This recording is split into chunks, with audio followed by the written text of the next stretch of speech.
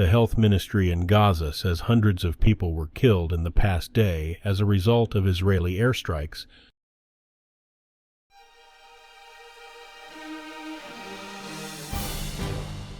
Today is Wednesday, October 25th, 2023, and this is the Dunkley Report. The health ministry in Gaza says hundreds of people were killed in the past day as a result of Israeli airstrikes. Israel has been striking Gaza since Hamas militants attacked southern Israeli towns on October 7th. Israel said Tuesday it had launched 400 airstrikes over the past day, killing Hamas commanders, hitting militants as they were preparing to launch rockets into Israel, and striking command centers and a Hamas tunnel shaft. The health ministry, which is controlled by Hamas, said more than 700 people were killed in the past day, a claim that AP could not independently verify. The devastating Israel-Hamas war has trapped hundreds of foreign nationals in the Gaza Strip. For more than a week, their governments have advised them to wait at Gaza's Rafah crossing in preparation for evacuation through Egypt, but nothing has happened. As bombardment intensifies and the humanitarian conditions become increasingly desperate under Israel's tight siege, Palestinians with foreign passports see a double standard in the way that their countries have galvanized to evacuate their citizens from Israel while neglecting those stranded in Gaza. Each day that the crossing doesn't open, they say, is a day they could be killed by an airstrike. Dozens of U.S. states, including California, New York, Arizona, and Indiana, are suing Meta Platforms, Inc. for harming young people's mental health and contributing the youth mental health crisis by knowingly designing features on Instagram and Facebook that addict children to the platforms. The lawsuit filed in federal court in California also claims that Meta routinely collects data on children under 13 without their parents' consent, in violation of federal law. The toll from a fiery pileup in dense fog on a Louisiana interstate has risen to 8 dead and 63 injured. Authorities announced the new totals Tuesday evening, a day after Monday's super fog of marsh fire smoke and fog snared more than 160 vehicles in the pileup on Interstate 55. Besides the 8 fatalities, authorities say at least 63 people had injuries ranging from minor to critical.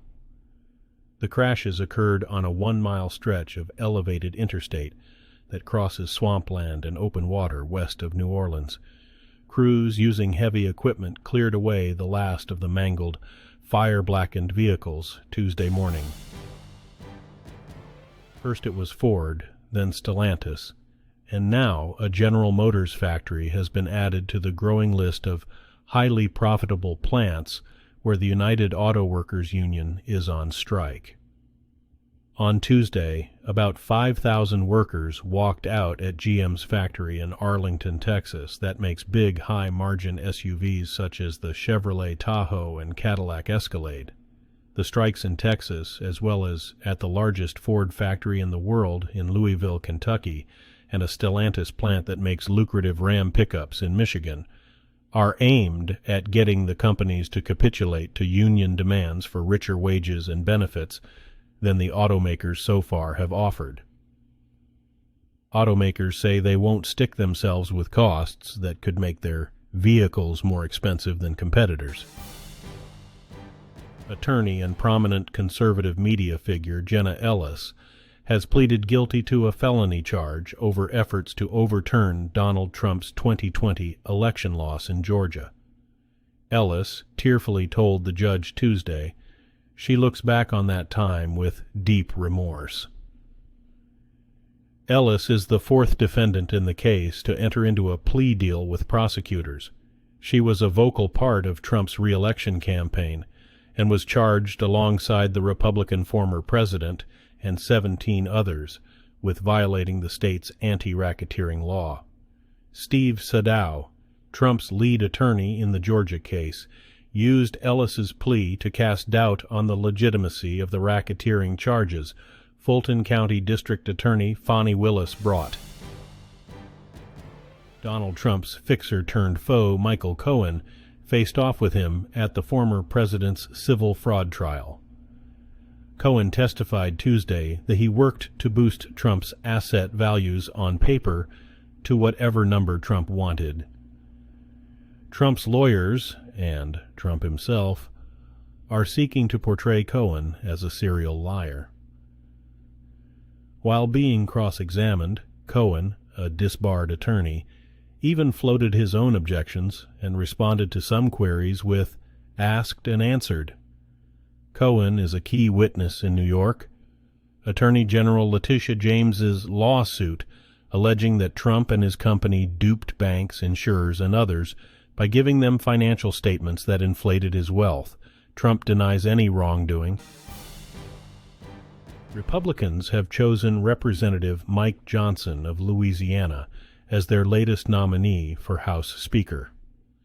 This comes hours after another Republican nominee, Representative Tom Emmer, abruptly withdrew his bid amid opposition from Donald Trump. Johnson is the fourth candidate Republicans have now nominated to replace Kevin McCarthy, who was ousted 3 weeks ago. Republicans are desperate to end the chaos and get back to work. Johnson had been the second-place vote-getter in a morning round of voting, but it's unclear if any Republican nominee can unite the party's hardline and more traditional factions to win the gavel in a floor vote. Oil prices are up, and markets are tense after the outbreak of war in Gaza. That could accelerate the move to renewable energy, says the head of the International Energy Agency. Fateh Birol says that after Gaza and after Russia's cutoff of natural gas to Europe over the invasion of Ukraine, no one can convince him fossil fuels are safe and secure.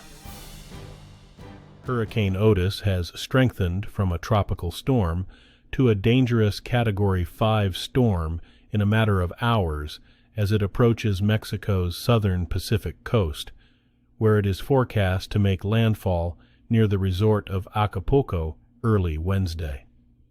The U.S. National Hurricane Center warns that Otis will cause catastrophic damage when it makes landfall. The center says Otis had maximum sustained winds of 160 miles per hour late Tuesday.